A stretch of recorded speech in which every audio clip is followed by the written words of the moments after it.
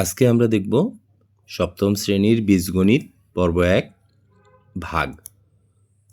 প্রশ্নে দেওয়া আছে x⁴ plus 8x² plus 15কে x² plus 5 দ্বারা ভাগ করো। এখানে ভাজক হলো x² প্লাস 5 এবং ভাজ্য হলো x⁴ প্লাস 8x² প্লাস 15। এখন আমরা এটাকে ভাগ আকারে উপস্থাপন করি। এখানে আমাদের ভাজ্যতে সবচেয়ে এক্সের বড় পাওয়ার হলো x⁴। এটাকে আমরা ভাজ্যের বড় পাওয়ার x² দিয়ে ভাগ করলে আমরা পাবো, আমরা রাফ করে নিই, x⁴ divide by x² equals to x²। এটাকে আমরা এখন ভাগফলের জায়গায় লিখে ফেলি।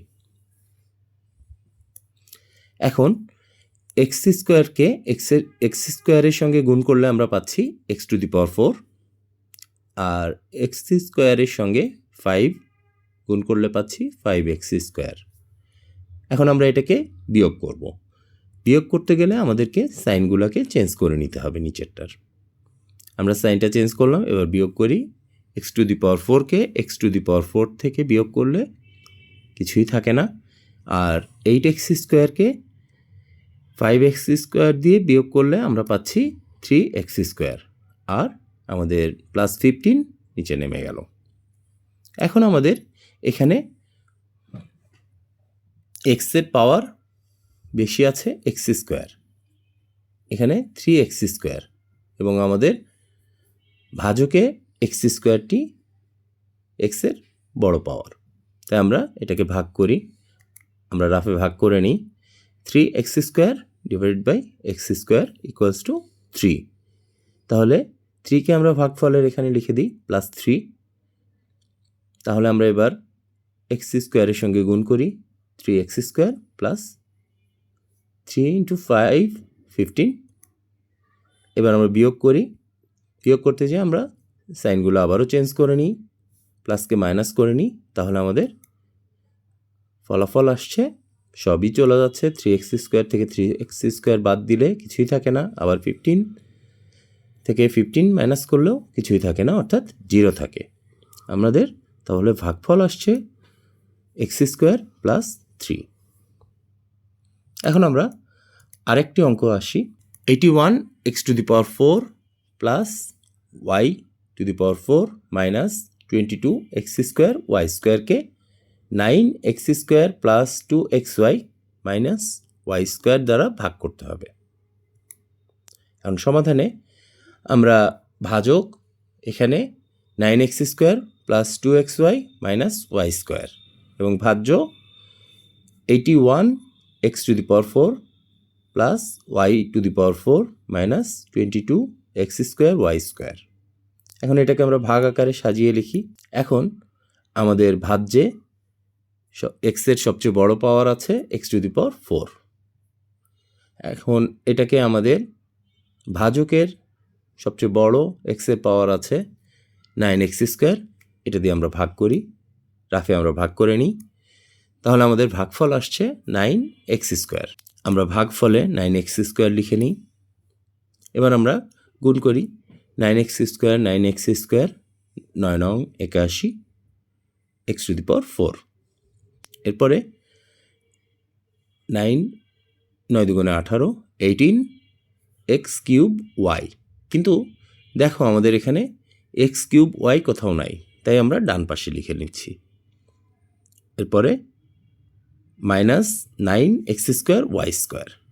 আমরা x² y² এর নিচে মাইনাস 9x² y²কে লিখে নিচ্ছি। এখন আমরা বিয়োগ করব।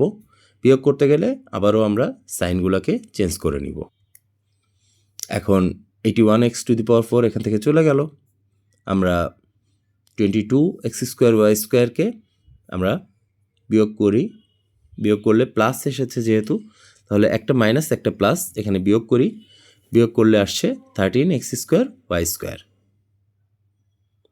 এরপরে 18x³ y² আর y4 নেমে আসলো।